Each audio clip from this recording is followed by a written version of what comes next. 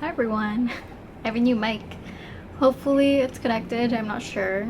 Hi everyone, welcome back to another video. I think this is going to be the final video of the year, or at least the final reading wrap-up video of the year. So yeah, this is the Q4 reading wrap-up. This video is going to be pretty quick, I think, since I barely read any books this quarter, so let's just get into it.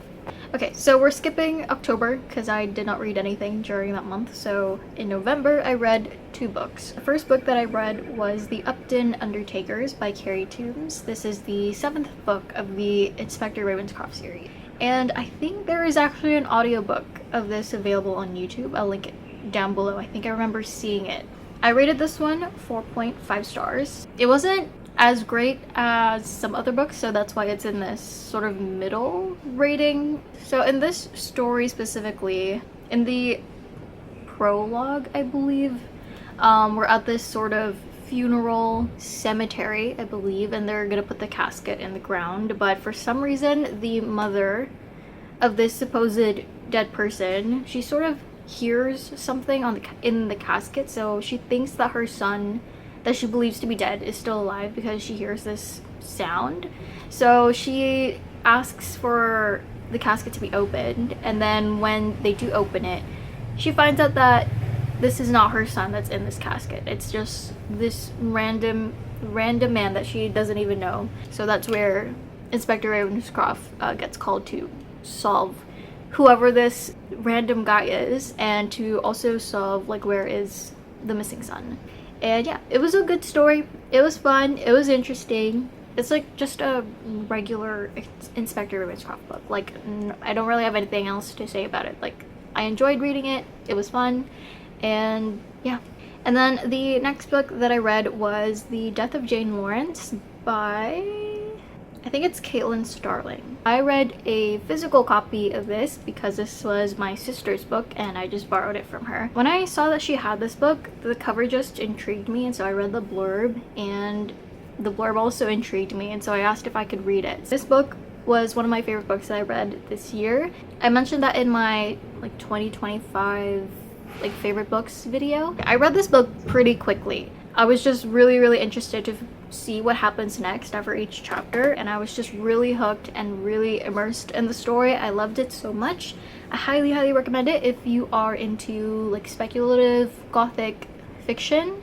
If that is something that you like reading, I do highly recommend you check out this book. I rated this one 4.75 stars. This was so close to be a 5-star read for me. The only thing that made it like a lower rating compared to 5-star was just because like in the middle section, or latter part of the middle section, it just felt a little bit dragging. I think we could have sped up the pacing a little bit more, but that's just my personal opinion. But it was fine. Like, it's not that bad.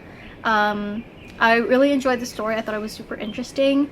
I don't exactly know when the setting of this book is. I just know that it was after a war, and I also think it was during like the 19th century, I think, just because of the transportation that was being used in the story. They were still using carriages and horses as transportation. There's no mentions of like cars and stuff like that. So yeah, anyway, if that is interesting to you, then again, I highly recommend you read this book. But yeah, it was just a super fun read, and I really enjoyed reading it. And then moving on to December, I only read 1 book the entire month, and I finally finished reading Nyxia Unleashed. This is the 2nd book of the Nyxia trilogy. I rated this one 4.25 stars, which is the same rating I think that I put for book 1. I may change this to 4.5 because I think I did enjoy this one a little bit more than the first book, just because it was a bit more exciting for me. We get to know more about Babel and the Adamites and their planet and their like, history and all that stuff. So I enjoyed reading that part so much and getting to learn more about it.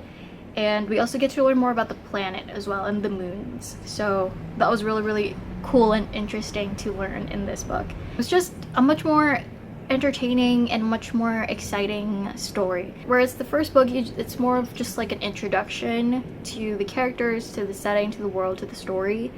And this one, we're kind of getting more into the meat of things, so that's why I liked book 2 better than book 1. So yeah, that was the only book that I read in December. So yeah, those are all the books that I read this quarter. Not that much. I did try reading some other books, but they weren't like, I thought I would be in the mood to read them, but then that mood kind of just like dissipates, and then I won't be in the mood to read them anymore. Here are the books that I have DNF'd, or that I have taken like a pause on them.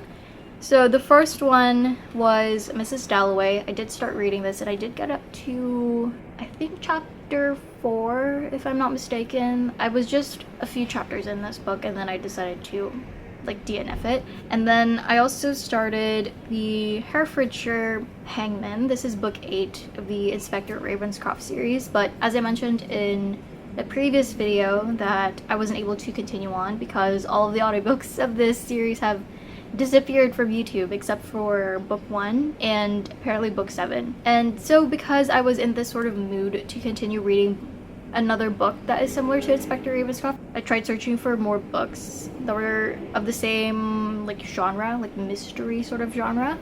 And so I started reading the Marlowe Murder Club. Found an audiobook of this on YouTube. And then I realized while I was listening to this audiobook that this was more contemporary in comparison to Inspector Ravenscroft.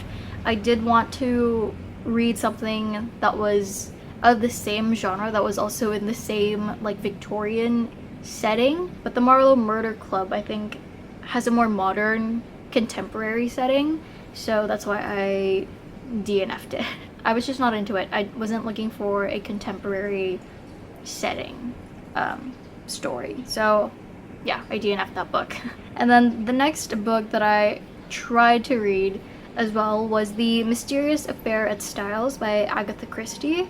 This is one of the, I forgot what the name is, like the Poirot series. I think that's what it's called.